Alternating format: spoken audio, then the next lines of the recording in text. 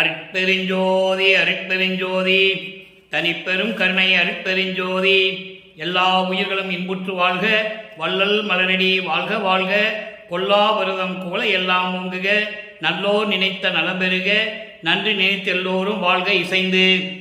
உலக மக்களே, அறிவார்ந்த அன்பர்களே, ஆண்மைநேய ஒருமைப்பாடுடைய அன்பர்களே, அருட்பெருஞ்சோதி ஆண்டவருடைய திருவிளையாடலை பார்த்து கொண்டிருக்கிறோம். அருட்பெருஞ்சோதி ஆண்டவருடைய திருவிளையாடல் 1823 ஆண்டு தொடங்கி 1874 ஆண்டு 30/1/1874 இரவு 12 வரைக்கும் அவருடைய திருவிளையாடல் தொடர்கிறது. பிரபஞ்சத்தினுடைய கடைசி திருவிளையாடல், அருட்பெருஞ்சோதியுடைய கடைசி திருவிளையாடல் ஆரம்பம் 1823 ஆண்டு. இந்த சமயங்களும் மதங்களும் மார்க்கங்களும் அதன் காலகட்டங்கள் முடிந்தவுடனே உலக மக்களுக்கு ஒரு மார்க்கம் தேவை என்பதனால் சுத்த சன்மார்க்கத்தை உருவாக்கி அதை தன் மகனிடம் ஒப்படைப்பதற்காக தன் மகனை ஒரு தாயின் வழியாக வருவிக்க செய்தார் அருட்பெருஞ்சோதி ஆண்டவர். இது நடந்தது 1823 ஆண்டு. தன்னுடைய மகன் ஒரு தாயின் கருவறையிலே இருக்கும்போது கருவறையிலே சென்று மகன் கருவறை இருட்டாக இருக்கிறது என்று நினைக்கும் போது அங்கே ஒளிகாட்டியதும், மகன் பசி என்று சொல்லும் பொழுது மகனுக்கு கருவறையிலே சென்று அருளமுதம் கொடுத்ததையும், அதன் பிறகு உடம்பு புழுக்கமாக இருக்கிறதே காற்றிலே என்று சொல்லும்போது அமுதக்காற்று தென்றல் காற்று வீசியதும், இதெல்லாம் அருட்பெருஞ்சோதி திருவிளையாடல் ஒரு தாயின் வயிற்றிலே கருவறையிலே தன் மகன் இருக்கும்போது நடத்தி காட்டினார். அதன் பிறகு தன் மகன் இந்த மண்ணுலகத்தை தொட்ட பிறகு வருவிக்க உற்ற பிறகு 5 அல்லது 6வது மாதங்களில் சிதம்பரத்திலே தன் மகனுக்கு சிதம்பர ரகசியத்தை காட்டியது. சிதம்பர ரகசியம் என்பது வெட்ட வெளியாக காட்டியது. இறைவன் வெட்ட வெளியாக இருப்பதை அங்கே தன் மகனுக்கு காட்டியது. அதை திருவருட்பாவிலே தெளிவாக வளர்ப்புமானவர்கள் இருக்கிறார்கள். கருவறையிலே எப்படி வந்து தந்தை உதவி செய்ததையும் அருளை கொடுத்ததையும், அதன் பிறகு சிதம்பரத்திலே எப்படி வெட்ட வெளியாக காட்டியதை பாடலிலே தெரிவித்திருக்கிறார்கள். அந்த பாடலை தில்லை தலைத்தடையே திரை தூக்க தரிசித்த போது வெய்வகை மேல் காட்டாதே எந்தனக்கே வெளியாய் காட்டிய மெய்புறவா மெய்ப்பொருளே என்று சொல்லுவார்.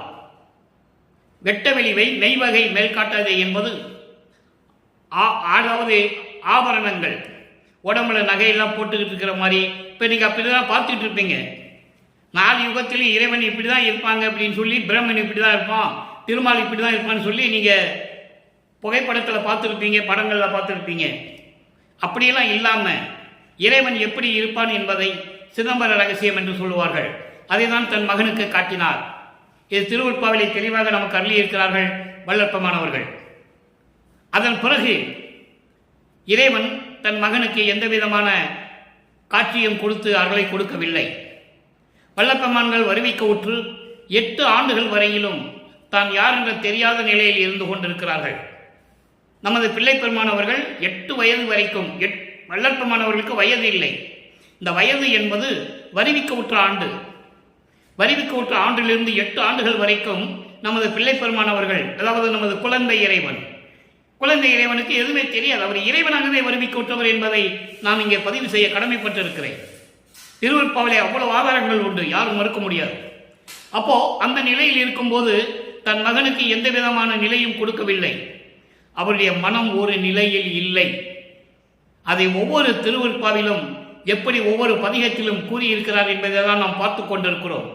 எந்தெந்த காலகட்டத்தில் இறைவனுடைய திருவிளையாடல் நடந்தது, தன் மகனுக்கு எப்படியெல்லாம் காட்சி கொடுத்து அருளை கொடுத்தார் என்பதை தான் அந்த விளக்கங்களை பார்த்து கொண்டிருக்கிறோம். வல்லப்பமானவர்கள் வருவிக்க உற்று 202 ஆண்டுகள் ஆகிவிட்டது. இதுவரையிலும் அவருடைய இறைத்தன்மையையும் கடவுள் தன்மையையும் அருட்பெருஞ்சோதி ஆண்டவருடைய நிலையையும் யாருமே மக்களுக்கு எடுத்து கூறியவில்லை என்பதுதான் விஷயம், வேறொன்றும் இல்லை. அந்த நிலையில் இருக்கும்போது 9வது ஆண்டில் வந்து தன் மகனை ஆட்கொள்கிறார். அதற்கான ஆதாரங்கள் திருவருட்பாவிலே பாடல்களிலே உண்டு. 6 ஆண்டு 3வது ஆண்டிலே ஆட்கொண்ட அருள்கடலே என்று சொல்லுவார். 6ஓடு 3வது ஆண்டிலே முன்னே ஆட்கொண்ட தெய்வமே என்று சொல்லுவார். ஆக 9வது ஆண்டில் இறைவன் ஆட்கொண்டது உறுதியாக தெரிகிறது. ஆட்கொண்ட பிறகு இறைவனால் ஆட்கொண்டவன் வருவிக்க உற்றவன் என்ற நிலை மட்டும் நமது பிள்ளை பெருமானவர்களுக்கு தெரிகிறது. வேற எந்த நிலையும் அவருக்கு தெரியாது. அந்த காலகட்டங்களில் சமயங்களும் மதங்களும் மார்க்கங்களும் ஊடுருவி கொண்டிருந்தன. அதன்படி மக்களை வழிபாடு செய்து கொண்டு வைத்து விட்டார்கள். மக்களும் வழிபட்டுக் கொண்டிருக்கிறார்கள். சமயங்களிலும் மதங்களிலும் மார்க்கங்களிலும் எப்படியெல்லாம் நெறிகளை சொன்னார்களோ அதன்படி வழிபட்டுக் கொண்டிருக்கிறார்கள். இதை தவிர ஜாதியினுடைய தலைவர்கள் எல்லாம் சேர்ந்து குலதெய்வம் என்று சொல்லி உருவாக்கினார்கள். உயிர்களை பலியிட்டார்கள். இன்னும் நடந்து கொண்டிருக்கிறது. இந்த நிலைகள் எல்லாம் மாற வேண்டும் என்பதற்காகத்தான் சமரச சுத்த சன்மார்க்கத்தை உருவாக்கி தன் மகனிடம் கொடுப்பதற்காகத்தான் ஒரு தாயின் வழியாக வருவிக்க செய்தார் அருட்பெருஞ்சோதி ஆண்டவர். அகவலிலே தெளிவாக 2 வரியில சொல்லியிருப்பார் வல்லற்பெருமானவர்கள். ஆன்ற சன்மார்க்கம் அணிவர என்னைத்தான் ஈன்று அமுதளித்த இனிய நற்றாயை என்று சொல்லுவார். இறைவனால் வருவிக்க உற்றவர் என்பதை மறுபடியும் இங்கே பதிவு செய்ய நான் கடமைப்பட்டிருக்கிறேன். இப்போ 9 வயசு வரைக்கும் அவருக்கு என்னன்னு தெரியாது. இறைவன் ஆட்கொண்டு விட்டார். மகனே, என்னால் நீ வருவிக்க உற்றவன் என்ற நிலை மட்டும் அவருக்கு காட்டிவிட்டு மறைப்பு நிலையை கொடுத்து விட்டார். அவருக்கு எதுவுமே தெரியாது. சுத்த சன்மார்க்க பற்றி தெரியாது, என்ன அருட்பெருஞ்சாண்டவரை பற்றி தெரியாது, எதுவுமே தெரியாது. அப்போ சமயங்களிலும் மதங்களிலும் மார்க்கங்களிலும் ஈடுபட்டுக் கொண்டிருக்கும் போது இறைவனிடம் முறையீடு செய்கிறார். திருவருள் முறையீடு 1ஆம் திருமுறையிலே திருவருள் முறையீடு பதிகம் 6 திருவருள் முறையீடு எப்படி இறைவனிடம் முறையீடு செய்கிறார். அதன் பிறகு 2வது திருமுறைக்கு வரும்போது திருவொற்றியூரிலே நின்று கொண்டு உள்ளத்திடம் எப்படி பேசுகிறார். அதன் பிறகு 3ஆம் திருமுறையிலே அதே உள்ளத்திடம் தோழியாக வர்ணனை செய்து எப்படி மனம் வருந்துகிறார் இறைவனை பார்க்க முடியாமல். அதே 4ஆம் திருமுறைக்கு வரும்போது நிலைகள் மாறும்போது எப்படி இறைவனிடம் ஏமசித்தியை பெற்றுக்கொண்டார். நிலைகள் மாறும்போது எப்படி சுத்த சன்மார்க்கத்தை பெற்றுக்கொண்டார். இறுதியாக இதை ஒவ்வொரு நாளும் ஒவ்வொரு பாடலின் மூலமாக பார்த்து கொண்டிருக்கிறோம். அருட்பெருஞ்சாண்டவரின் திருவிளையாடலை ஒரு நாளில் சொல்ல முடியாது, 4 வருஷம் சொல்லணும். இப்போதான் ஸ்டார்ட் பண்ணியிருக்கோம். அதனால் நீங்கள் தொடர்ந்து இந்த பதிவை பார்த்தாதான் அவருடைய திருவிளையாடல் என்ன என்றது உங்களுக்கு புரியும். இப்போ திருவருள் முறையீடு 6ஆம் திருமுறை 1ஆம் திருமுறை 15வது பாடலை நல்லா கவனிக்கணும். ஏன்னா எப்படியெல்லாம் வல்லற்பெருமானுடைய நிலையை மறைத்து விட்டார்கள் என்பதை நீங்கள் புரிந்து கொள்ள வேண்டும். வல்லப்பெருமான் சொன்னால் பொதுவாக பேசினார்கள். மருதூரில் பிறந்தாரு, மெட்ராஸுக்கு சென்னைக்கு போனார், அங்கே போனார், இங்கே போனார், கண்மொழிக்கு போனார், சபையை கட்டினார், சோறு போட சொன்னார், ரூமுக்குள்ளே போனார், மறைஞ்சிட்டாரு, முடிஞ்சு போச்சு. இப்படி தான் சொன்னாங்க. அப்படி அல்ல. அது உலகியல் நடைமுறையில் சொன்ன விளக்கங்கள். பாடலின் மூலமாக நாம் ஒவ்வொரு பாடலின் மூலமாக பார்த்து கொண்டிருக்கிறோம். வல்லற்பெருமான் யார், எப்படி வருவிக்க உற்றார், வருவிக்க உற்று எப்படி அருளை பெற்றுக் கொண்டார், இதெல்லாம் சொல்லணும் மக்கள்கிட்ட. அப்பதான் மக்களுக்கு தெரியும். இப்ப பாருங்க 1வது பாடல். நான் ஒரு எளிமை அடிமை என்றோ, நான் ஒரு எளிமை அடிமை என்றோ நல்லவன் அல்லன் என்றுதானோ நின் அன்பர் தகாது என்பர். தந்தையிடம் முறையீடு செய்கிறார். அப்போ அவருக்கு அருட்பெருஞ்சாண்டவர் யாரும் தெரியாது. தெரியாம அவருடைய நிலை மாறிக்கொண்டிருக்கிறது. அவருக்கே தெரியாம சரியை கிரிய யோகம் 12 நிலைகளை கடந்து கொண்டிருக்கிறார். அதை நீங்க புரிஞ்சுக்கணும். சுத்த சன்மார்க்கத்தை பட்டுதான் ஞான சரிக்கு போறாரு, மரணமில்லா பெருவாழ்வுக்கு. இப்போ இது என்றுதான் நினைத்தோ ஏனோ நின் உள்ளம் இறங்கிலை, இன்றி இறங்கியே நான் கான் ஓடுவேன் கொல் கடல் விடுவேன் சொல் முக்கண்ணனே. அப்போ சமயங்களும் மதங்களும் மார்க்கங்களும் சைவ சமயத்தை சேர்ந்த பத தலைவர்களை எப்படி வணங்கினார்கள்? முக்கண்ணன் என்று சொன்னார்கள், நடராஜன் என்று சொன்னார்கள், தியாகராஜ பெருமான் என்று சொன்னார்கள், சொக்கநாதன் என்று சொன்னார்கள், சுந்தர மகாலிங்கம் என்று சொன்னார்கள். பல பெயர்களிலே அழைத்துக் கொண்டிருந்தார்கள் பத தலைவர்களை.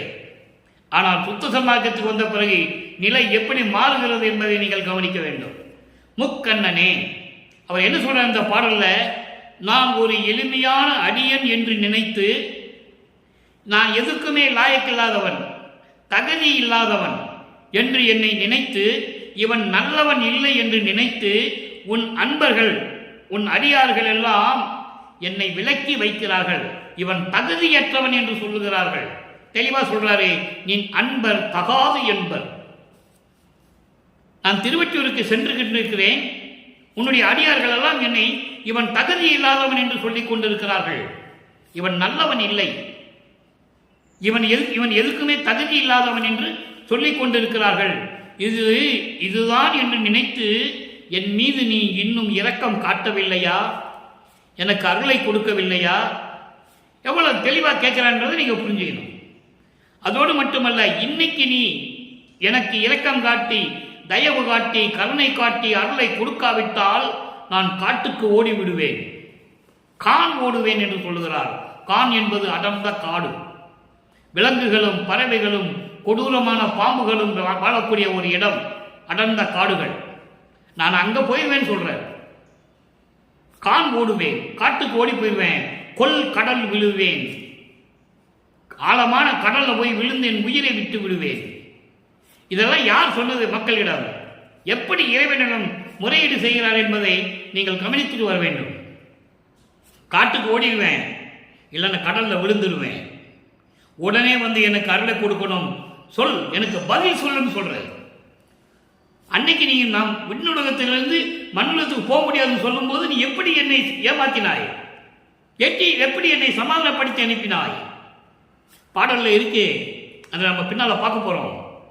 அதான் சொல் முக்கண்ணனே என்று சொல்லுகிறார். நீ என்னைக்கு ஒரு நாள், என்னைக்காவது ஒரு நாள் நீ என்னை தெருவில் விட்டுருவேன்னு நான் சொன்னேன். கரெக்டாக நீ என்னை தெருவில் விட்டுட்ட. என மேல ஒன்றும் பழி கிடையாது. உலகம் முன்னைதான் பழிக்கும். அந்த பழி சொல்லுக்கும் இழி சொல்லுக்கும் ஆகாமல் எனக்கு வந்து அருளை கொடு என்று சொல்லுவார் ஒரு பாடலிலே. பாடல் உண்டு, நம்ம பின்னால பார்க்க போறோம். அப்போ எனக்கு நீ பதில் சொல்லணும்னு சொல்றார். முக்கண்ணனே, 3 கண்கள் உடைய சிவனே, தியாகராஜ பெருமானே, எனக்கு பதில் சொல்ல என்று சொல்லுகிறார். இதே பிள்ளப்பமானவர்கள் சுத்த சமாகத்தை பெற்ற பிறகு முக்கண்ணன் என்று சொல்ல மாட்டார், சிவபெருமான் என்று சொல்ல மாட்டார், நடராஜன் சொல்ல மாட்டார். அருப்பெருஞ்சோதி ஒண்ணுதான். அது நம்ம பின்னால விளக்கத்தை பார்க்க போறோம். ஆக சமயங்களும் மதங்களும் மார்க்கங்களும் இருந்த காலகட்டங்களில் நமது பிள்ளை பெருமானவர்களும் திருநீறு பூசினார், உத்தராஜ கோட்டையை போட்டிருந்தாரு, கழுத்து இது காதுல கடுக்கானு போட்டிருந்தாரு, உடம்பெல்லாம் திருநூறு பூசினாரு, பாடினாரு, எல்லாம் உண்மை. அப்புறம் வேண்டான்னு சொன்னார்ல, அதை சொல்லணும்ல மக்கள்கிட்ட. சொல்லாம மறைச்சிட்டாங்க. இது வரைக்கும் 202 வருஷமா மறைச்சிட்டாங்க. அதுக்கப்புறம் வேண்டான்னு சொன்னார்ல, சுத்த சன்மார்க்கம் என்பது ஒரு தனி மார்க்கம் என்று சொல்லி அதுக்கான விதிமுறைகளை கூறியிருக்கிறார்கள். நாம் பின்னால பார்க்க போறோம். அப்போ இது வந்து திருவருள் முறையீடு. நான் தகுதி இல்லாதவன், இவன் ஒரு எளிமையானவன், நல்லவன் இல்லை என்று சொல்லி உனது அன்பர்கள் சொல்லிக் கொண்டிருக்கிறார்கள், உனது அடியார்கள், சிவன் அடியார்கள். அதை நினைச்சுதான் நீ எனக்கு உதவி செய்யலையா, தயவு செய்யலையா, கருணை செய்யலையா, அருளை கொடுக்கவில்லையா? இன்னைக்கு நீ கொடுக்கலன்னா நான் காட்டுக்கு போயிடுவேன், இல்லைன்னா கடல்ல விழுந்துருவேன், பதில் சொல்லுன்னு சொல்ற. சரி, இப்போ 2ஆம் திருமுறைக்கு வருவோம். இது முதல் திருமலையுடைய நிலை. 2ஆம் திருமுறை வரும்போது இவர் திருவொற்றியூருக்கு செல்லுகிறார். திருவொற்றியூரில் செல்லும்போது, அதாவது மனம் ஒரு நிலையில் இல்லை, மனம் எப்படி காமத்திடம் சிக்கிக்கொண்டு தவிக்கும், மனம் எப்படி இறைவன் யார் என்று சொல்லி அலைந்து கொண்டிருக்கும், மனம் தாவி தாவி குதித்து கொண்டிருக்கும். அந்த நிலைக்காகத்தான் இந்த பாடலை நமக்கு அருளி இருக்கிறார்கள். மனதை ஒரு நிலைப்படுத்த வேண்டும் என்பதற்காக, மனதை ஒரு நிலைப்படுத்த வேண்டும் என்பதற்காகத்தான் அந்த காலகட்டங்களில் திருவொற்றியூருக்கு சென்று உள்ளத்திடம் சொல்லுகிறார். உள்ளத்திடம் சொல்லுகிறார். நல்ல கவனிங்க. அருள் நாம விளக்கம், இறைவனுடைய பெயருடைய விளக்கம் என்ன, அதனுடைய அருள் என்ன என்பதை உள்ளத்திடம் சொல்லுகிறார். ஏன்னா உள்ளம்தான் ஒரு நிலையில் இல்லை, மனம் அலை பாய்கிறது அவருக்கு. அப்ப அந்த உள்ளத்தை கட்டுப்படுத்த வேண்டும், மனதை கட்டுப்படுத்த வேண்டும். உலகியலிலே இது உண்டு. உடம்பு சரியில்லையா, திருநீர் பூசி படுப்பான்னு சொல்லுவாங்க. தூக்கம் வரலையா, திருநீர் பூசி தூக்கோ. கனவு வருது, திருநீர் பூசிக்கோ. பூசும்போது நமச்சிவாயன்னு சொல்லி பூசிக்கோ, சிவாய நம்ம பூசிக்கோன்னு சொல்லி உலகியல்ல சொல்றது வழக்கம். அதுதானே 4 யுகங்களில் சொல்லிட்டு இருக்காங்க. அந்த நிலை மாற வேண்டும் சொல்லி தானே சுத்த சன்மார்க்கம் உருவானது. இப்ப பாருங்க, அருள்நாம விளக்கம் 4வது பாடல். பொன்றும் வாழ்க்கையை நிலை என நினைத்து, பொன்றும் வாழ்க்கையை நிலை என நினைத்து புலைய மங்கையர். இங்கே புலைய மங்கையர் சொல்லும்போது காம பெண்கள் என்று சொல்லும்போது பெண்களை இழிவுபடுத்தது அல்ல. என காமமே பெண்களால் உருவாகிறது. பெண்களால் உருவாகிறது என்றால் பெண்களை நினைத்து காமம் உருவாகும். காமம் எப்படி வரும்? பெண்களை நினைத்தாதான் வரும். அதை தான் சொல்லுகிறார். அதை நீங்கள் நல்லா புரிஞ்சுக்கணும். என்னடா வளர்ப்பமானவர்கள் பெண்களை பற்றி இப்படியெல்லாம் பாடியிருக்காருன்னு நீங்கள் நினைக்கக்கூடாது. காமத்தை சொல்லுவதற்காக பெண்களை குறிப்பிடுகிறார். நல்லா புரிஞ்சுக்கணும். நீங்க புலைய மங்கையர் புழு நெலி அலற்றில் அந்த காமம் என்னும் சாக்கடை அப்படின்னு சொல்லுங்க. அதுக்கு தான் இப்படி அந்த வரியை போடுறாரு, வேற ஒன்றும் இல்லை. காமம் என்னும் புழு நெளிந்து போகின்ற சாக்கடையை பார்த்தீங்கன்னா புழுக்கள் நெளியும். அப்படிப்பட்ட சாக்கடை போன்ற காமத்தில் சிக்கிக் கொள்ளக்கூடாதுன்னு சொல்றாரு. உலகியல் வேற, உலகியல்ல காமம் தேவை. ஒரு கணவன் மனைவியின் திருமணம் செய்து கொண்டால் அவங்களுக்கு உலகியல் காமம் தேவை, அது வேறு. இந்த காமம் வேறு. இது கொடூரமான செயல்களை நடத்தக்கூடிய ஒரு காமம். காமத்தினுடைய விளைவினால் எவ்வளவு கொடூரங்கள் கொடுமைகள் நடந்து கொண்டிருக்கின்றன நீங்கள் தினசரி பார்க்கலாம், பேப்பரில் பார்க்கலாம், பத்திரிகையில் படிக்கலாம், டிவியில் வருது, எல்லாமே வருது, செல்லில் வருது. அந்த காமத்தை சொல்லுகிறார். அதை நீங்கள் நல்லா புரிஞ்சுக்கணும். அப்போ புழுநெல் மங்கையர் புழுநெல்லில் அவற்றில் என்றும் வீழ்ந்து உழல் மடமையை விடுத்தே, இதெல்லாம் விட்டுட்டு மனமே, இதெல்லாம் விட்டுட்டு எப்படி பொன்று வாழ்க்கை, அழியக்கூடிய வாழ்க்கை. பொன்று என்பது அழியக்கூடியது. அழியக்கூடிய உலக வாழ்க்கை நிலையாக நிற்கும் என்று நினைத்து காமம் என்னும் சாக்கடையில் விழுந்து கொண்டு துன்பப்பட்டு கொண்டு அவதிப்பட்டு கொண்டிருக்கிறாயே மனமே, இனிமே நீ அப்படியெல்லாம் இருக்க வேண்டாம். என்னுடன் திருவொற்றியூருக்கு வா. இவர் திருவொற்றியூருக்கு போறதை, மனதை ஒருநிலைப்படுத்தி கொண்டு போறாரு. நல்லா புரிஞ்சுக்கணும் நீங்க. அப்போ திருவொற்றியூருக்கு போறார். திருவொற்றியூருக்கு போறதை உறுதி செய்கிறார். 2ஆம் எட்டில் என்பது 16வது ஆண்டிலிருந்து 24 ஆண்டுகளுக்குள் என்ன நடந்தது? முதல்ல 1ஆம் ஆண்டிலிருந்து வறுமைக்கோற்ற ஆண்டிலிருந்து 8 ஆண்டுகள் வரைக்கும் என்ன நடந்தது சொல்லிட்டோம். எப்படி தாயின் கருவறையில் இருக்கும்போது நடந்தது. அதுக்கு பிறகு அங்கே சிதம்பரத்திலே சிதம்பர ரகசியம் பார்த்தது. இது 8 ஆண்டுகளுக்குள்ள நடந்துருச்சு. 9ஆவது ஆண்டில் ஆட்கொள்ளப்பட்டது, அதை நம்ம பார்த்துட்டோம். இப்போ திருவொற்றியூருக்கு போறாரு, 3வது 8 24. அப்போ அதில் என்ன நடந்தது? அப்போ இவர் திருவொற்றியூருக்கு போவதை உலக மக்களுக்கு தெரிவிக்கிறார். மனதிடம் உள்ளத்திடம் சொல்லுகிறார். காமத்தை வெல்ல வேண்டும் என்று சொல்லுகிறார். காமம், குரோதம், லோபம், மோகம், மகம், மாச்சரியம், இந்த 6 பிண்ட துரிசிகளை நீக்க வேண்டும். அதற்காக தான் முதல்ல காமத்தை சொல்றாரு. இந்த அருள்நாம விளக்கத்தில் ஃபுல்லாக இந்த பாடல் தான், முழுவதுமே இந்த பாடல் தான் வரும். அப்போ வீழாமல் நாம் சொல்லுவதை கேள். அழியக்கூடிய வாழ்க்கையை நிலையானது என்று நினைத்து ஆணவம் கொண்டு செருக்கு கொண்டு காமத்தினுடைய உச்சக்கட்டத்தில் இருந்து கொண்டு அந்த சாக்கடையில் விழுந்து உழண்டு துன்பப்பட்டு இருக்கிறாயே, இனிமேல் அது வேண்டாம் மனமே, என்னுடன் திருவொற்றியூருக்கு வா. அப்போ திருவொற்றியூருக்கு வந்தால் என்ன நடக்கும் சொல்லணும். திருவொற்றியூருக்கு வா என்று சொல்லிட்டு சொல்றார் பாருங்க. துன்று தீம்பலா சுளையினும் இனிப்பாய் தொண்டர்கள் நான் சுவை பெற ஊறி ஒன்றும் ஓம் சிவ சண்முகா சிவ ஓம் சிவாயா என்று உன்னுதி மனமே.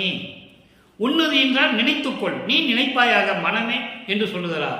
நீ என்னோடு திருவொற்றியூருக்கு வந்தால் அங்கே கூடியிருக்கிற மக்களும் தொண்டர்களும் எல்லாரும் சேர்ந்து தீஞ்சுவை பலாசுவை போல இனிக்கின்ற அந்த மந்திரங்களை சொல்லி இறைவனை வணங்கி கொண்டிருப்பார்கள்.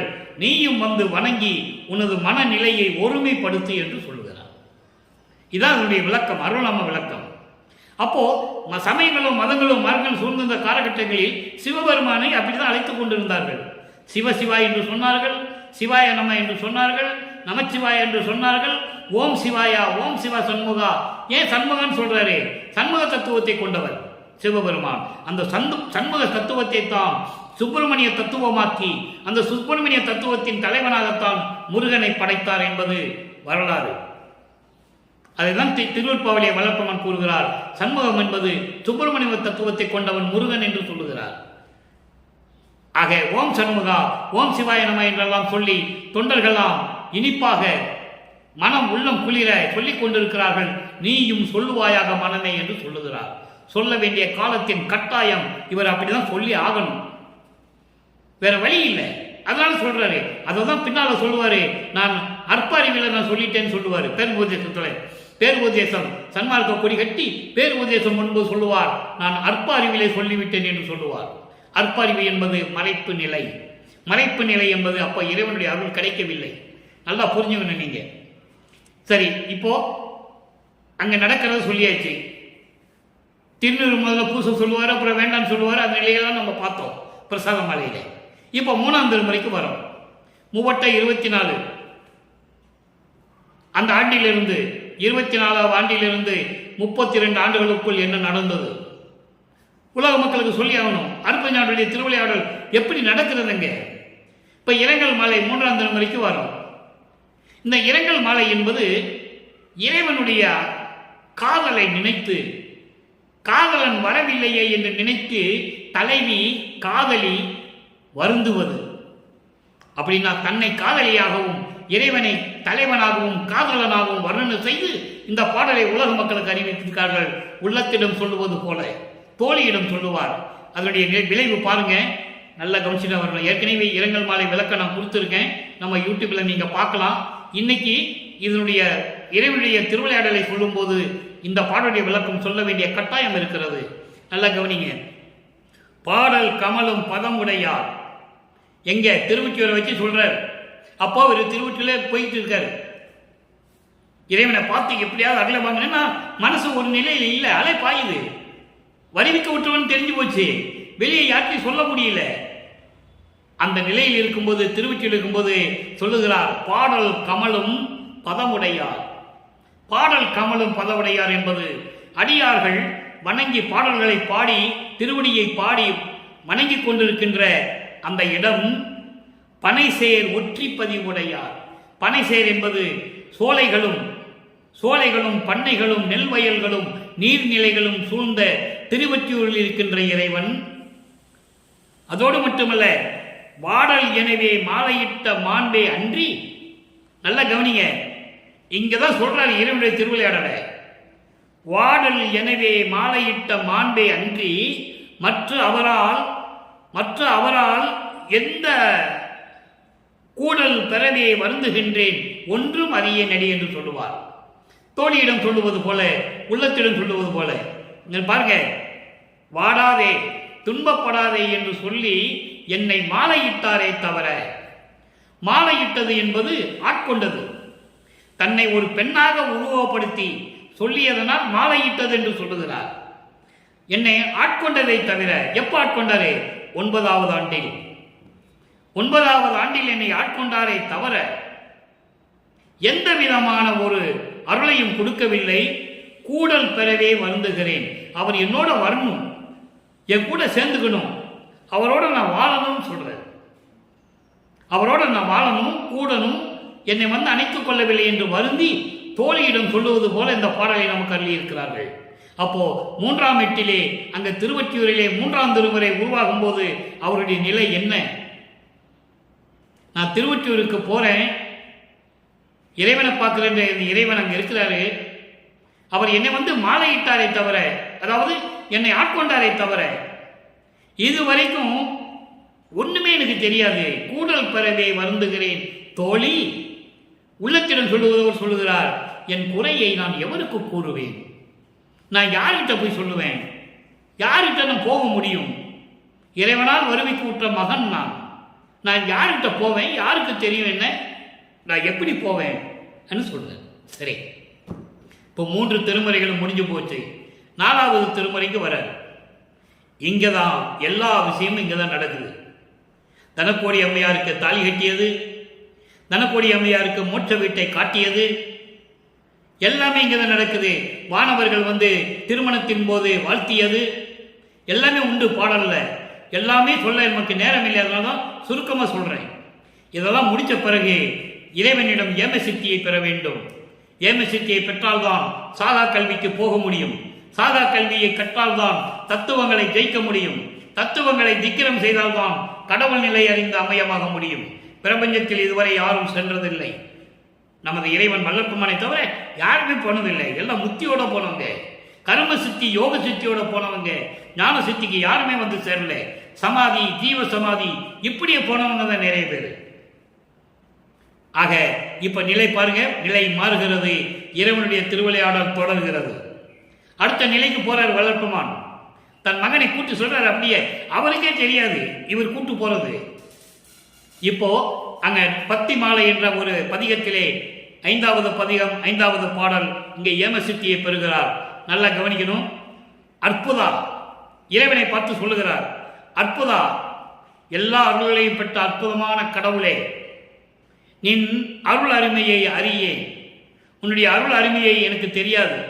நான் சிறிதும் அறியாதே மறுத்த பிழை 1000 பொறுத்து. நான் சிறிதும் அறியாதே மறுத்த பிழை 1000 பொறுத்து. உன்னால் இந்த மண்ணுடைக்கு வருவிக்க உற்று சமயங்களிலும் மதங்களிலும் மார்க்கங்களின் நெறிகளை பின்பற்றி கொண்டு நான் செய்த தவறுகள் இருக்கிறதே. என்ன தவறு செய்தாரு? திருநூறு பூசினாரு, உத்திராட்ச மலையை போட்டிருந்தாரு, கடுக்கான் போட்டிருந்தாரு. ஏன் இதை தவறுன்னு சொல்றாருன்னா, சுத்த சன்மார்க்கத்துக்கு வரும்போது இது இருக்கக்கூடாது. அதனால நான் சிறிய வயதில் அறியாத வயதில் இப்படியெல்லாம் இருக்கும்போது நான் செய்த பிழைகளை எல்லாம் மன்னித்து, திருவிளையாடல் தொடர்கிறது, மன்னித்து வற்புறுவேன் தன்னை அழைத்து. நல்ல கவனிங்க, திரும்பவும். திரும்பவும் என்பது அண்டர்லைன், முக்கியமான வார்த்தை திரும்பவும். அப்ப இதுக்கு முன்னால எப்படி ஆட்கொண்டாரு, எப்படி அருளை கொடுத்தாரு? மறுபடியும் வருகிறார், மகனுக்கு ஏமசித்தியை கொடுக்க வேண்டும். அப்போ திரும்பவும் சமயங்களிலும் மதங்களிலும் மார்களில் இருந்து கொண்டிருந்த என்னை அவற்றையெல்லாம் வேண்டாம் என் மகனை விட்டு விட்டு வா என்று சொல்லி, அதெல்லாம் பொய் என்று சொல்லி நீ வா என்று சொல்லி என்னை அழைத்து திரும்பவும் திரும்பவும் என் கரத்தை வலிந்து அளித்த பெரும் கருணை வண்ணம், திரும்பவும் என் கையிலே ஒரு அருள்கொடையை கொடுத்தாய். என்ன அருள்கொடை? அதுதான் ஏமசித்தி. ஏமசித்தி என்றது இங்கே இருக்காது, ஆனால் இதுதான் விளக்கம். இது இறைவன் கொடுத்த விளக்கம், நான் சொல்லுவதல்ல. இறைவன் எனக்கு விளக்கம் கொடுத்து நான் சொல்லிக் கொண்டிருக்கிறேன், அவ்வளவுதான். அப்போ அந்த சித்தியை, அந்த சக்தியை, அருள் கொடையை எனக்கு என் கையிலே கொடுத்த அந்த பெருங்கருணையினுடைய தகுதியை, அந்த பாங்கை, அந்த தன்மையை என் மனமும் என்னுடைய கண்களும் விட்டு அகலாமல் இருக்கிறது. இன்னும் விட்டு அகலாதே இன்னும் காண்கின்றது. எனினும் இருந்தாலும், அங்க ஒரு கமாக்குரிய போடுறார். இருந்தாலும் என் மனம் கல் மனமோ உருகவில்லையே. அப்படின்னா இன்னும் எதிர்பார்க்கிறாரு. நல்லா கவனிக்கணும். எமசித்தியை கொடுத்தாலும் அப்பா கிட்ட சொல்றாரு, நீ எல்லாம் கொடுத்துட்ட சரி, இன்னும் என் மனம் கல் மனமாக இருக்கிறது, இன்னும் உருகவில்லையே. அதோடு மட்டுமல்ல, இரும்பும் இதற்கு உருவது அரிதல்லவே. இரும்பு கூட உருகலையேன்னு சொல்றதுக்கு நம்ம என்ன தகுதி இருக்கிறது, என்ன வாய்ப்பு இருக்கிறது?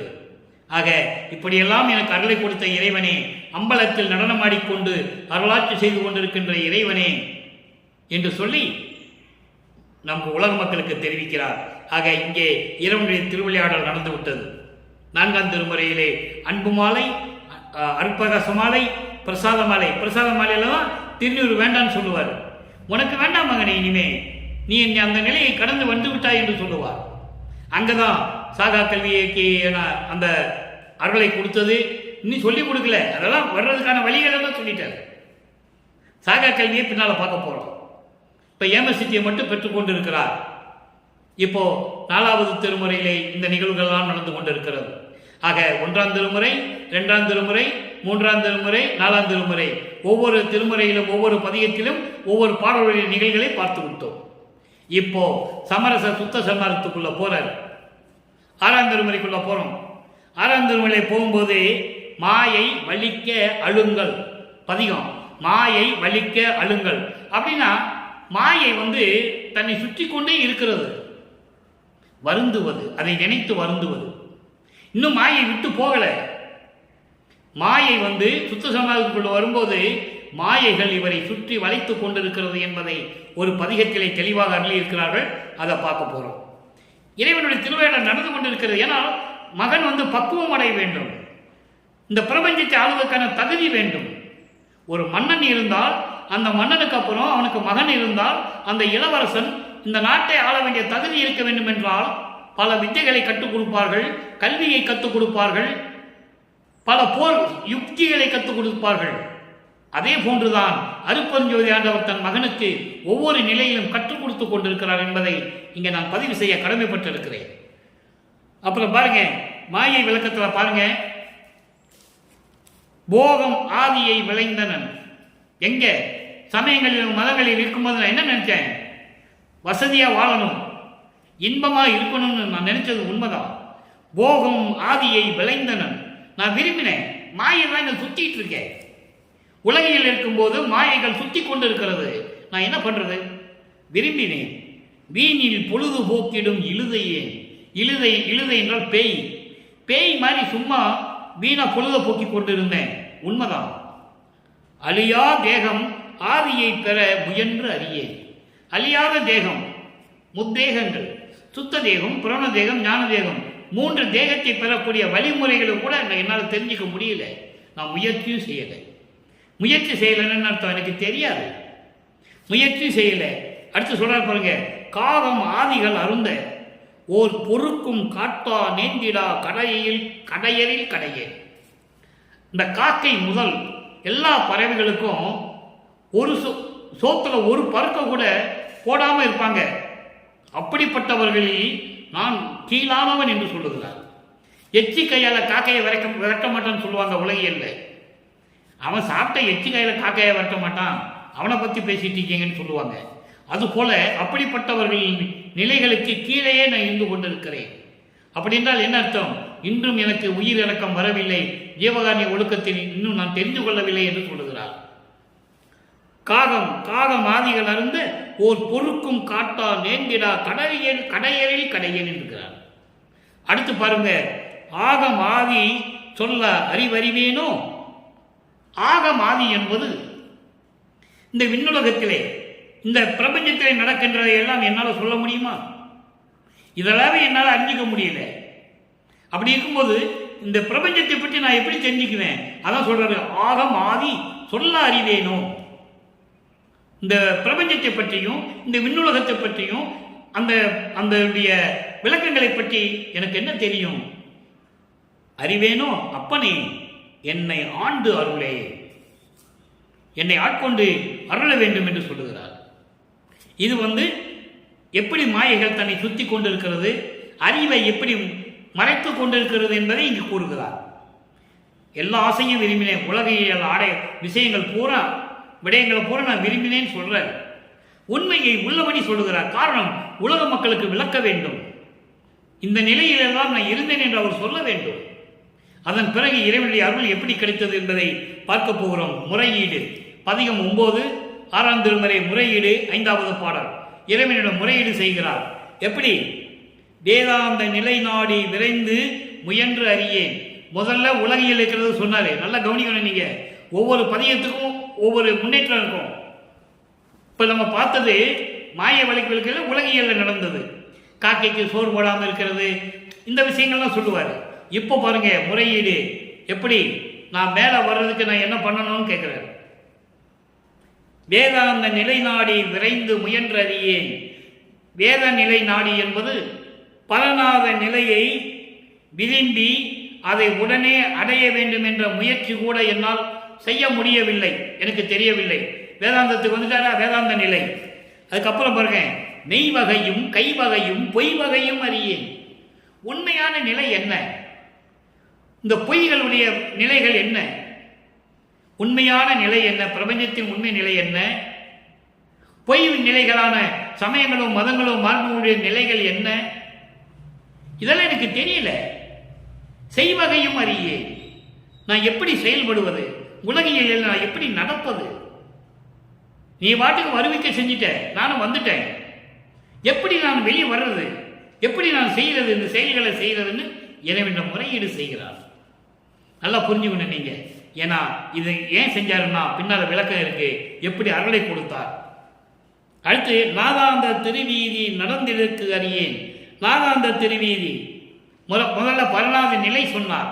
அதன் பிறகு நாதாந்தன் என்பது அந்த பரநாத நிலையில் அருளோடு செயல்படக்கூடிய ஒரு நிலை. அந்த நிலை வருவதற்கு நான் அறியவில்லை, நான் யார் என்றும் தெரியவில்லை, எனக்கு அரசன் யார் என்றும் தெரியவில்லை, எனக்கு அப்பன் யார் என்றும் தெரியவில்லை.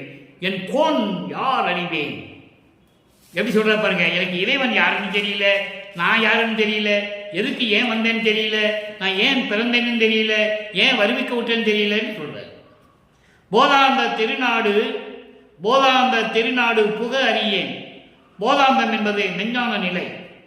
மெஞ்ஞான நிலை நாட்டு அந்த ராஜ்யத்திற்கு நான் எப்படி போவது, மெஞ்ஞான நிலைக்கு நான் எப்படி போவது, அதான் போதாந்த திருநாடு என்று சொல்லுகிறார். மெஞ்ஞானத்துக்கு போக வேண்டும் என்றால் இந்த சமயங்களையும் மதங்களையும் மார்க்கங்களையும் விட்டு விட்டு வர வேண்டும். அதான் மெஞ்ஞானம். மெஞ்ஞான நாட்டுக்கு எப்படி போகணும்னு எனக்கு தெரியல. இதெல்லாம் ஞான பூரண ஆகாயம் என்னும் பொதுவை அறிவேனோ. ஞான பூரண ஆகாயம் என்பது திருச்சிற்றம்பலம், சிவஞான வெளி. அதுதான் 16வது நிலை. அதுக்குதான் முதலே சொல்றாரு, போதாந்த நிலை நாடு நான் அறிவேனோ. என அந்த சமயங்களிலும் சரியை கிரிய யோகம் 12 நிலைகளை விட்டு ஞான சரிக்கு போக முடியும். அங்கதான் மெஞ்ஞானம் கிடைக்கும். அதை சொல்லிட்டு பின்னால சொல்றாரு, ஞான பூரண ஆகாயம் என்னும் பொதுவை அறிவேனோ. அதுதான் சுத்த சிவ ஞானவெளி. சுத்த சிவ ஞானவெளி 16வது நிலை. 16வது நிலையில் இருக்கின்ற வெளி இறைவன் நிலை, கடவுள் நிலை அறிந்து அம்மையமாகக்கூடிய ஒரு நிலை அது. அதை நான் அறிவேனோ. ஏதாந்த தீயேன் சரிதம் எங்கனம் நான் புரிவேன். இதுதானே என்னுடைய வரலாறுன்னு சொல்ற. ஏதாந்த தீயேன் சரிதம், இதுதான் இந்த தீயவனுடைய வரலாறு. நீ வருவிக்க உற்ற, நான் வந்தேன். சமயங்களிலும் மதங்களிலும் மார்களில் இருக்க சொன்ன, இருந்தேன். திருநீர் பூச சொன்ன, பூசுனேன். வேண்டான்னு சொன்ன, விட்டுட்டேன். ஏமசிச்சு சொன்ன கொடுத்த, எல்லாம் கரெக்டு தான், எல்லாம் சரிதான். ஆனால் என்னுடைய வரலாறு இவ்வளவுதான் நடந்தது. இதுக்கு மேலே என்ன நடக்கணும் கேட்குற.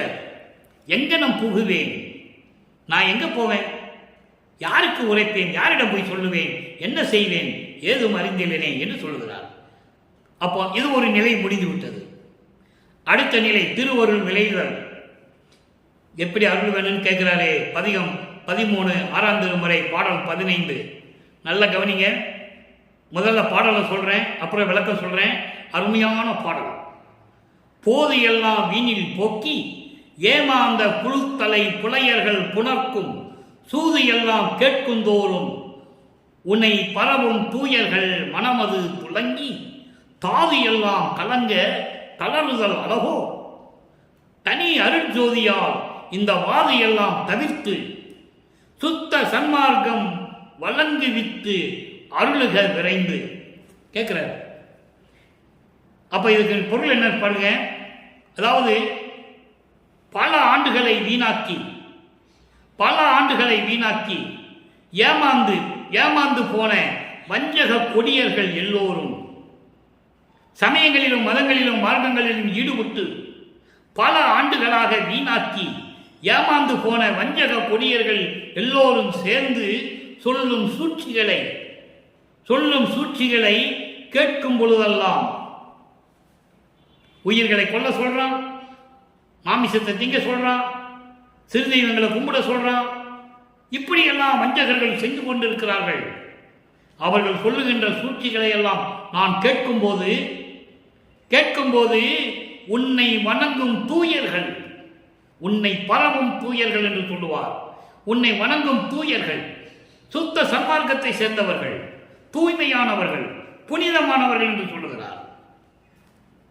அப்போ அப்படிப்பட்டவர்கள் எல்லாம் அவருடைய மனம் கலங்கி வஞ்சகர்களுடைய செயல்களால் அந்த சூழ்ச்சிகளை எல்லாம் கேட்டு, வஞ்சக தீய சொற்களை எல்லாம் கேட்டு, உன்னுடைய அன்பர்கள் இப்படியெல்லாம் தூயர்கள் எல்லாம் மனம் விட்டு கேட்கும் போது அவருடைய மனம் எப்படி தளர்கிறது தெரியுமா, எப்படி உடல் நடுங்குகிறது தெரியுமா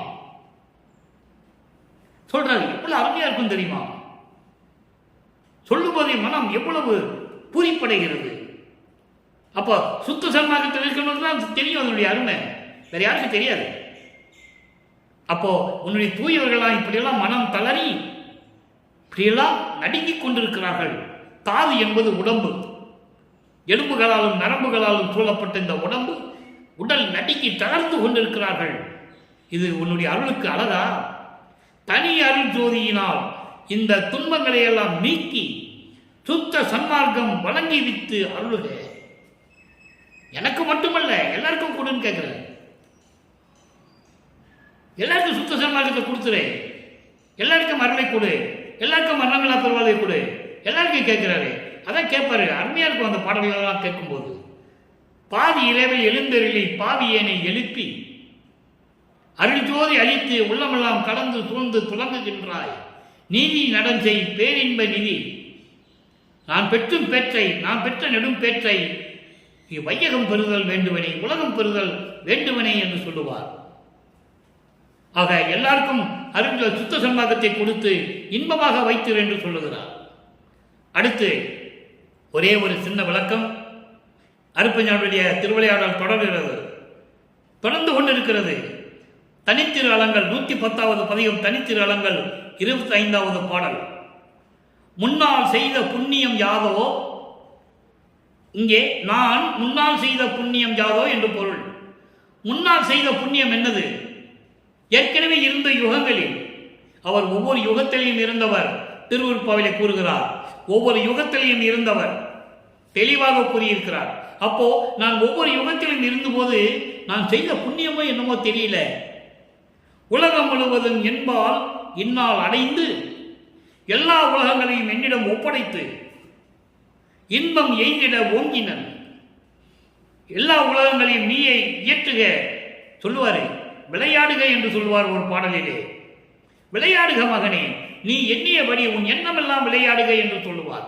விளையாடுக என்பது அருள் ஆட்சி செய்க என்று சொல்லுவார். மகனிடம் சொல்லுகிறார், அருள் ஆட்சி செய் என்று சொல்லுகிறார். அதை தான் இங்கே சொல்லுகிறார். எல்லா உலகங்களும் என்னிடம் கொடுத்து எல்லா உலகங்களும் இன்பம் அடையுமாறு. உலகங்கள் இன்பம் அடைந்தால் உலக மக்கள் இன்பம் அடைகிறார்கள். அதான் உலகம் என்று சொல்லுகிறார், வேற ஒன்றும் இல்லை. எல்லா உயிரினங்களும் எல்லா உலகங்களும் இன்பமாக இருக்க வேண்டும் என்றால் நீ எல்லா உலகத்தையும் அரசாட்சி செய் என்று சொல்லுகிறார். எண்ணியவாறு, பின்னால் சொல்றாரு, எண்ணியவாறு நீ எப்படி எப்படி நினைக்கிறையோ நீ செய். முழு அதிகாரத்தையும் கொடுத்து விட்டார், முழு அதிகாரத்தையும். என்னாலும் இவ்வுடம்பே, என்னாலும் இவ்வுடம்பே இரவாத இயற்கை பெற்றேன். யார் சொன்னது? இந்த பிரபஞ்சத்தில் கோடான கோடி பேர் தோன்றினார்கள். சமய புறவர்கள் என்றார்கள், மகரிஷி என்றார்கள், முனிவர்கள் என்றார்கள், பதத்தலைவர்கள் என்றார்கள். யார் வேணா இருக்கட்டும், யாராவது சொல்லியிருக்காங்களா? என்னாலும் இவ்வுடம்பே இரவாத இயற்கை பெற்றேன். இயற்கை பெற்றேன் என்பது மெய் வாழ்வு, இயற்கை உண்மையின் விளக்கத்தின் அடிப்படையில். அதுதான் அருட்பெருஞ்சாண்டவரை இயற்கை உண்மை விளக்க கடவுள் என்று கூறுவார் நமது இறைவன் வல்லப்பமானவர்கள். வல்லப்பமான இறைவன் தான், அவர் தான் அருட்பெருஞ்சோதி. நல்லா கவனிச்சுக்கணும் நீங்க. அருட்பெருஞ்சோதி வல்லப்பமன் ஒண்ணு, ஒரே இறைவன் தான். நீங்க அருட்பெருஞ்சோதி சொன்னாலும் வல்லப்பமான் தான், வல்லப்பமன் சொன்னாலும் அருட்பெருஞ்சோதி தான். அருட்பெருஞ்சோதி இஸ் ஈக்குவல் டு வல்லப்பெருமான். அதனால்தான் இறைவன் மகனோடு கலந்து இறைவனாக்குகிறார். இறைவன் ஒரு இறைவன் தான் இருக்கணும். அதான் சுத்த சன்மார்க்கத்துடைய நிதி, அதான் நியதி, அதான் நீதி. அதனால்தான் அருட்பெருஞ்சோதின்னு சொல்லி சொன்னார் வல்லப்பெருமான், வேற ஒன்றும் இல்லை. ஏன்னா அருட்பெருஞ்சாண்டவர் இவரோட வந்து கலந்து 2 பேரும் ஒன்றாயிட்டாங்க. அப்போ அருட்பெருஞ்சோதி தானே, நல்லா புரிஞ்சுக்கணும் நீங்க. அப்போ இரவாது இயற்கை எய்தினன், இயற்கை உண்மை விளக்கத்தின் அடிப்படையில் நான் இரவாத தேகம் பெற்று விட்டேன். அப்படி என்றால் என்ன? கடவுளாகி விட்டேன். என் ஆசை அப்பனை கண்டுகொண்டேன், என் ஆசை அப்பனை கண்டுகொண்டேன் என் இதயத்திலே. சரி, இப்ப அவரோ ஏன் சொல்றாரு நல்லா புரிஞ்சுக்கணும். எல்லாரும் சொல்லுவாங்க இறைவன் நம்ம எல்லாரும் உள்ள இருக்கிறான்னு, அது ஒரு பக்கம் இருக்கட்டும். என் இதயத்தில் ஏன் சொன்னாருன்னா, இறைவன் இனிமே வெளியே போக மாட்டார் என்னை விட்டு. அதான் அர்த்தம் இது. ஏன்னா இவர் வெளியே போனா இந்த பிரம்மனும் திருமாலை ருத்திரனும் இந்த மகேஸ்வரனும் சதாசிவனும் பதவியெல்லாம் இழந்துட்டாங்க. திரும்பி அந்த அணுக்கள் எல்லாம் தவம் இருக்கும். இவர் போய் அருளை கொடுத்துருவாரு. அதனாலதான் இவர் அவரோட வர சொன்னது. நல்லா புரிஞ்சுக்கணும். இதான் லாஜிக்கு, இதான் கான்செப்ட். நீ வெளியே இருக்கக்கூடாது, என் கூட வந்துருன்ட்டார். ஏன்னா இவர்கிட்ட யாரும் வரமாட்டாங்க. பாடலில் சொல்றாரு, என்கிட்ட எவனும் வரமாட்டான். என் முன் தேவர்கள் எல்லாம் வழியிலர் என்று சொல்லுவார். செத்து செத்து பிறக்கும் இந்த தேவர்கள் என் முன் வழியிலர் என்று சொல்லுகிறார். என்கிட்ட வரமாட்டாங்க, நீ என்னோட வந்துரு, நான் பார்த்துக்கிறேன் இந்த பிரபஞ்சத்தை. முடிஞ்சு போச்சு, சொல்லிட்டாரா? இப்போ தனித்திராளங்கள் ஒரு பாடலில் சொல்லுவார், பார்த்துட்டோம். இப்போ திருவந்தியாரில் ஒரு சின்ன பாடல், அது சொல்லிதான் ஆகணும். ஏன்னா இதுக்கு ஏற்றபடி பொருள் அங்கே இருக்கு. தந்தையை கண்டேன் நான், இங்கே என் ஆசை அப்பனை கண்டு கொண்டேன்னு சொல்றாருல. திருவஞ்சியாரில் சொல்லுவாரு, என் தந்தையை கண்டேன் நான் சாகா வரம் பெற்றேன். அதைத்தான் இங்கே தனித்திராளர்கள் சொல்றார். சாகா வரம் பெற்றேன் சிந்தை கழித்தேன் என்று உந்திப்பற. உந்தி என்பது ஒரு செயலாற்றக்கூடிய ஒரு பொருள். அது அதாவது சொல்ல போனால் காற்றுல உந்துற சக்தி ஒன்று இருக்கும், அது பேர் உந்தின் பேர். அப்படியே ஒரு பொருளை தூக்கி போட்டிங்கன்னா அப்படியே தள்ளிக்கிட்டே போயிட்டு இருக்கும். ஒரு காகிதத்தை மேலே தூக்கி போடுங்க, தூசி பறக்கும். அதை தள்ளிக்கிட்டே போகிற ஒரு சக்தி இருக்கு பார்த்தீங்களா, அதுதான் உந்தி. நீ போய் பிரபஞ்சத்தில் சொல்லுன்ற, எங்கள் அப்பனை பார்த்து நான் சாகா வரம் பெற்றேன், சிந்தை கழித்தேன், உள்ள மகிழ்ந்து கொண்டிருக்கிறேன், பேரின்பமாக இருந்து கொண்டிருக்கிறேன், சுத்தி எல்லாம் வல்லேன் என்று உந்திப்பற. எல்லா சுத்திகளையும் பெற்றுக்கொண்டு இந்த பிரபஞ்சத்தை இயக்கக்கூடிய எல்லா வலிமைகளை பெற்றுக்கொண்டு இந்த பிரபஞ்சத்தை இயக்கிக் கொண்டிருக்கிறேன் என்று நீ பிரபஞ்சத்தில் போய் சொல்லுன்னு சொல்ற. ஆக அன்பர்களே, இறைவனுடைய திருவிளையாடல்களை பார்த்துக் கொண்டிருக்கிறோம். இன்னும் தொடரும், தினமும் தொடரும். நீங்கள் தினமும் பார்க்க வேண்டும். அப்படிப்பட்ட சுத்த சன்மார்க்கத்தில் சேர்ந்து கொண்டு கொலையும் புலையும் தவிர்த்து, உருவ வழிபாடுகளை தவிர்த்து, சமயங்களிலும் மதங்களிலும் மார்க்கங்களில் சொல்லப்பட்ட சங்கற்ப விகற்பங்களை எல்லாம் நீக்கி, எல்லாவற்றையும் நீக்கிவிட்டு ஜோதி வழிபாடு செய்து அருட்பெருஞ்சோதி அருட்பெருஞ்சோதி தனிப்பெருங்கனை அருட்பெருஞ்சோதி என்ற மகாமந்திரத்தை உச்சரித்து இறைவனை வணங்கி இறைவனுடைய அருளையும் செல்வங்களை எல்லாம் பெற்று நீங்கள் இந்த வையகத்திலே வாழ்வாங்க நோயற்ற வாழ்வில் வாழ வேண்டும் என்று இறைவனுடைய தயவோடையும் கருணையோடையும் வாழ்த்து இந்த வள்ளலார் ஊழியன் விடைபெறுகிறேன். மீண்டும் நாளை சந்திப்போம். அருட்பெருஞ்சோதி ஆண்டவருடைய திருவிளையாடல் தொடரும். வணக்கம். அருட்பெருஞ்சோதி அருட்பெருஞ்சோதி தனிப்பெரும் கருணை அருட்பெருஞ்சோதி.